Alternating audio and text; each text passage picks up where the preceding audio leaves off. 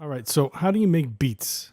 All right. Now, one of the things that I often take for granted is the fact that, for myself, it's easy to make beats, put something together, whatever. And for somebody who's just starting out, they may be totally, at a loss. They're not sure what they should do, if they should, sample loops or use synths or whatever they should do.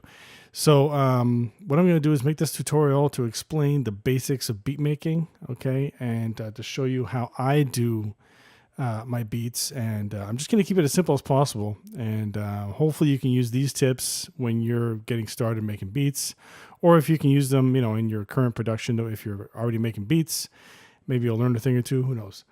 All right. First thing is this is the Akai MPC 2500. This is what I'm using, and you may be using a software-based setup. You may have FL Studio or Ableton Live, or you may have Machine with the controller, or you may just have a keyboard controller, whatever. So I'm using the MPC. I've got my 16 pads here, and what I've done is I've loaded up some drums, okay, some basic drum hits, and I'm just going to show you how I usually put these loops together. All right, so for this project, I have it set at 95 BPM. That's beats per minute. All right, so that means that when I'm making my drum track, for example, I'm going to be recording at 95 beats per minute. All right, now when I hit record here, you're going to hear the metronome, which is the little click track that's going to keep you on track. Okay, so that way you can record your, hit your pads and you'll be on time. All right, so what I have here is a kick, a snare, and a hat. All right, now let's just start off with just a basic hat pattern. All right.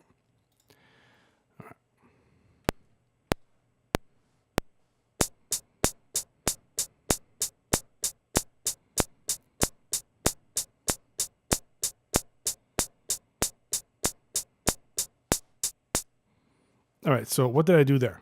I just hit the pad and just got just a basic hi-hat track right there. If you listen back to it, sounds pretty good. So what I'm going to do now is play it back from the beginning, and I'm going to play my kick and snare on top of it. I'm not going to record it. I'm just going to play it on top to just kind of get a feel of what kind of pattern I want to do. Because some people, what they'll do is they'll play this back, and then they'll record just the kick or just the snare, vice versa, whatever. So what I like to do is play the kick and snare at the same time. It just gives it more of a human feel, like I'm playing an actual instrument or something. So let's get started here. Play it back.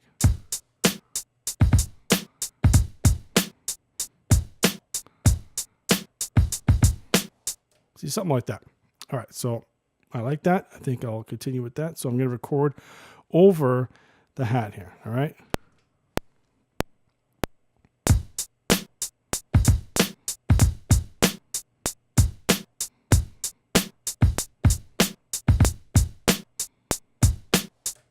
All right, so let's listen to it back.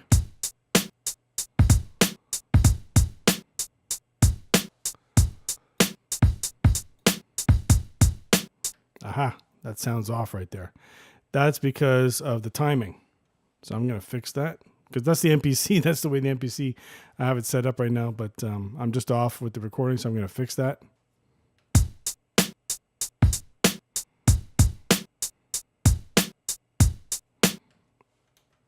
All right, so I'm going to leave it at that, just for time's sake. And so now we have just a basic drum pattern here. Let's listen to it back here.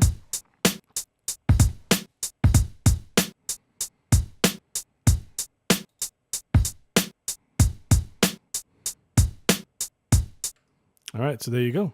There's your drum pattern. So it's just as simple as that. All right. So now, again, if you're using a software based setup or something like that, let's say with FL Studio, and let's say you're using your mouse to just pencil in on a step sequencer, for example, with your drum notes. It's the same thing, same type of thing. I'm just using pads here. I'm using a hardware based setup. Okay, this is all just like a standalone unit. So for you, it might be totally different. It probably will be totally different. So again, just a basic drum pattern. And this is if you're just starting out, you want to just get something going. It's that simple. You got your kick, snare, and hat. Now you can add other things like an 808 kick. You can add any kind of percussion, like a cymbal, a reverse cymbal, something like that, just to add some spice to your drum track. But for just for this tutorial, just keep it simple. All right. So now on my other set of pads, I have some samples. Okay, I already chopped it up. I'm going to do a tutorial on that another time for chopping, because that's a little more detailed. But for time's sake, I just chopped up the sample ahead of time, and I have everything, all these notes across all 16 pads pretty much. So let's listen to some of them.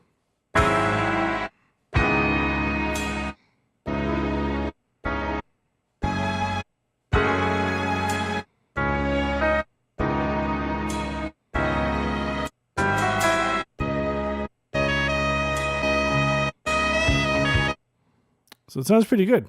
Okay. Now the thing is with music like this, okay, now this is a sample that I'm using. Okay. I chopped it up. You may be using a VST, you may be using a synth or whatever, but this is for a sample based beat setup. Okay. I'm not getting into VSTs. This is all about sampling. So for this sample, I've chopped it up, and what I like to do is when I chop is I try to find something that just sounds good. Okay. And then sometimes, you have a kick or a snare from the sample that is in the way.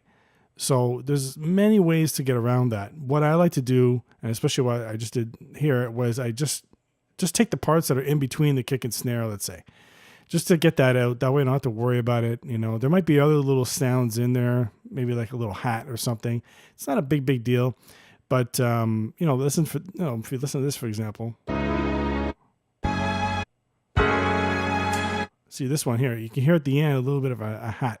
Right there. Okay, so that it's not a big deal, and it may actually blend in with my hi-hat. Who knows? It depends on the timing. Okay. So anyway, I've got my pads, I got my sample set up. What I like to do then is just play around with the pads and see what I can come up with. All right. So I'm going to show you two different things here of how you can make a simple pattern with these sounds. All right. Now I'm going to play the drums back so you can get an idea of what I'm talking about here.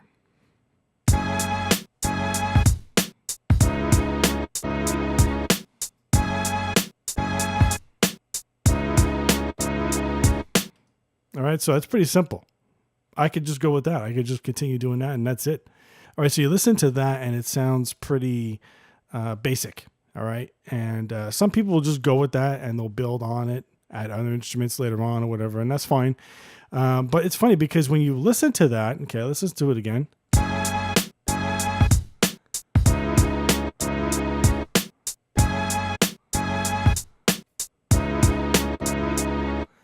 It just sounds kind of laid back, like a smooth beat. All right.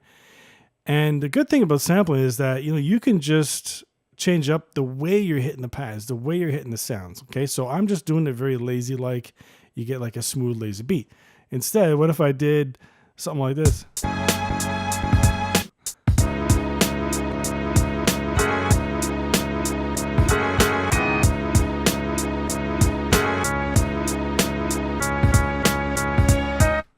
Now that sounds a lot crazier, right? Because I'm hitting the pads more, I'm hitting more sounds, I'm incorporating more sounds into it. So right there, it's the same sample, the same music. It's just that it's the way I'm hitting it, it makes the beat sound more livelier, right?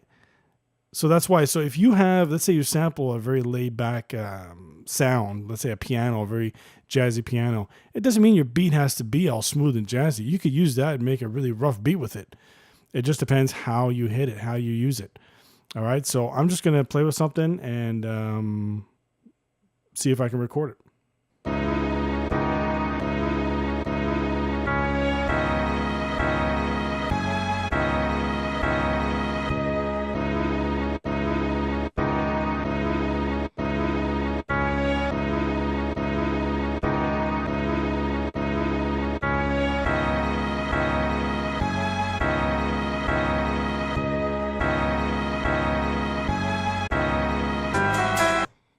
All right, so I think I know what I'm going to do. All right, so now, I'm going to record over my drums. Just let this go.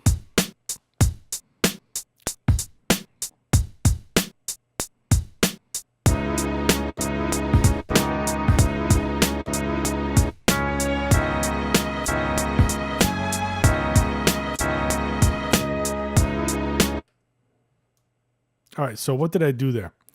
Let's check it out.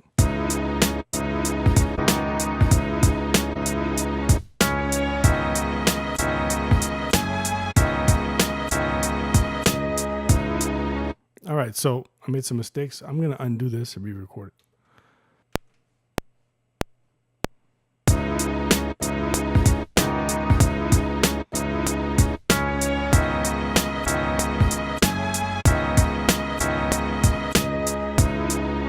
All right, let's listen to it.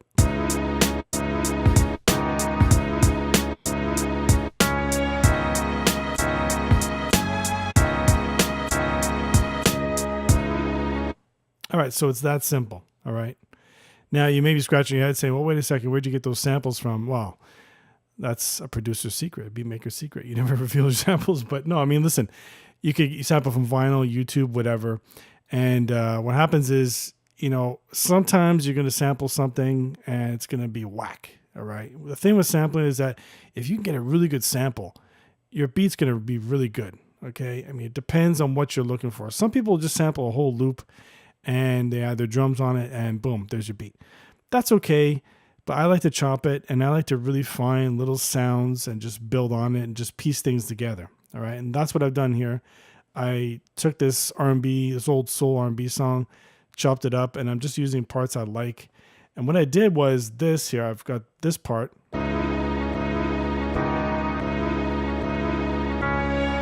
So that's that. And then that's for the first 2 bars. Then the other 2 bars, it's this.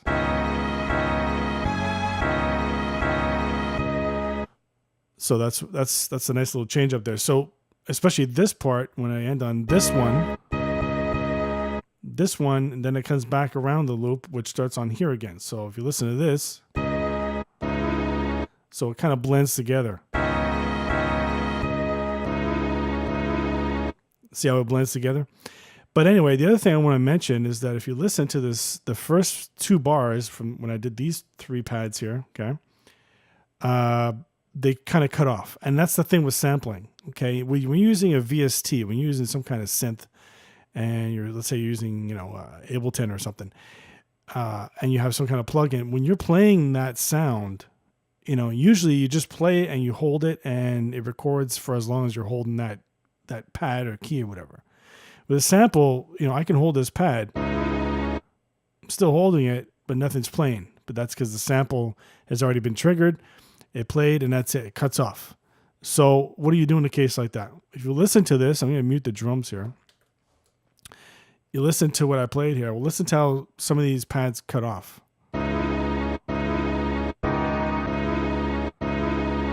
Now, if you listen to that part, it's this one here that cuts off.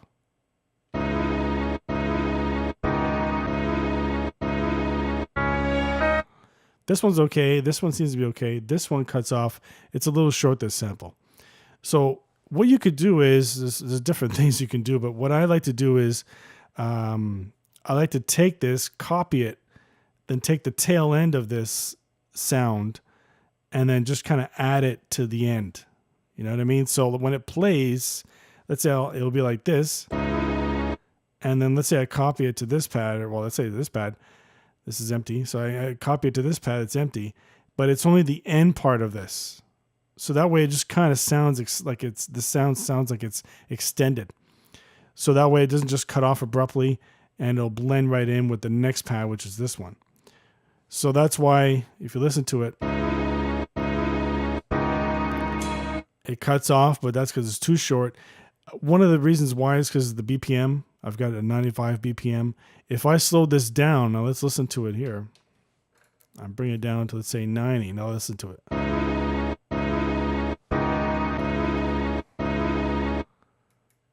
Hold on.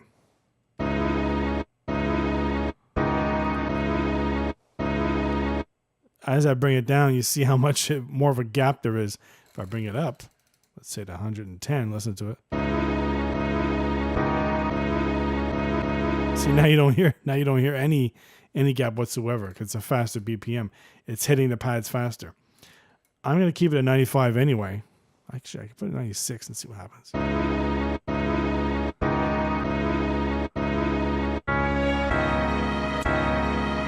It's about the same. So I'll keep it at 95. But anyway, what I like to do is chop it like that. You could do other things. You could just add an effect to this pad. You can add a delay effect, so that'll just cover up the emptiness that you have, that gap that you have. Or the other option is just leave it, because you might have other sounds. You might start building on this and add other sounds to it, and then you won't really hear this. It won't really, people won't really notice it. I mean, somebody who does that is DJ Premier. His sound's cut off and it's not a big deal because he's got other things going on. So you don't really notice it. But anyway, let's put it back with the drums.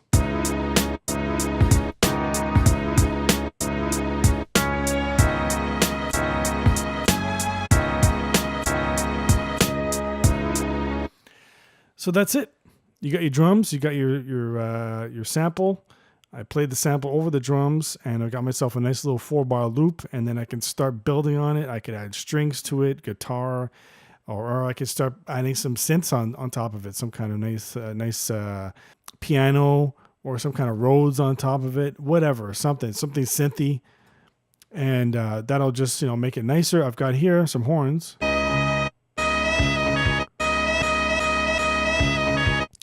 Let's say I add this.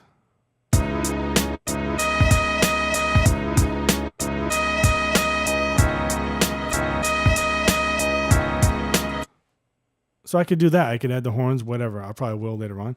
But for the sake of this video, that's what I did, the drums and the samples. So you can start building on that, but it's that simple. It's not that difficult to put together a sample-based beat or any type of beat, really. You just have to get you got to get a grasp on the basics of it and just start building on it. So again, if you're using an MPC, if you're using Ableton, you're using Machine, or just a keyboard controller with some kind of software, whatever, you just add some sounds, start playing with it, and take it from there. So if that's it for me, if you got any questions, just post below. I'll see if I can answer them. And don't forget to subscribe and start making some beats.